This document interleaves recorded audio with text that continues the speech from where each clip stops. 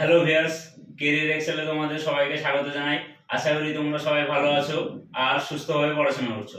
Thumbnail দেখে হয়তো বুঝেই নিয়েছো আজ এই টপিকে আলোচনা করতে চলেছি। তো চলো শুরু করা যাক। বিগত 6 বছর থেকে কোন রকম ডাব্লিউবিএসএসসির আপডেট নেই। এই রিসেন্ট 2 দিন থেকে ডাব্লিউবিএসএসসির চেয়ারম্যান একটা নোটিফিকেশন জারি করার কথা বলেছে।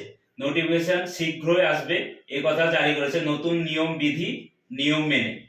তো সেই অনুযায়ী আমাদেরকে এই প্রিপারেশন শুরু করতে হবে। তো এই ডাব্লিউবিএসএসসি বিগত 6 বছরে কোনো রকম নোটিফিকেশন জারি ছিল না। নোটিফিকেশন দিবে করে কোনো রকম খবর নেই। অথচ এই 2023-এ এসে যেহেতু সামনে ইলেকশন আছে, পঞ্চায়েত ভোট হোক বা লোকসভা বা বিধানসভা, এইগুলোর জন্য মনে হচ্ছে এই বছর 2023-এ ফাঁকি যাবে না। যদিও 2018-19-এ কথা উঠেছিল, তারপরে সেই সময়গুলো ফাঁকি হয়েছে।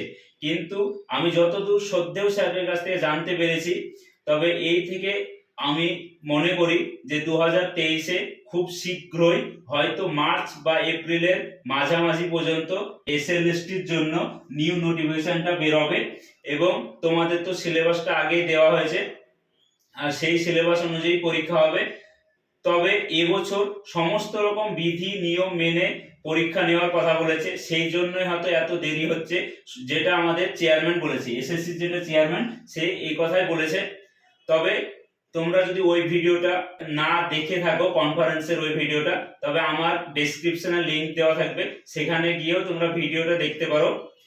আর তারপরে এসএলএসটির যে ব্যাপারটা, এসএলএসটির ব্যাপারটা যেহেতু আগের পরীক্ষাগুলো খুবই দুর্নীতি চলেছিল, সেই অনুযায়ী এবার খুব স্বচ্ছভাবে পরীক্ষা হবে।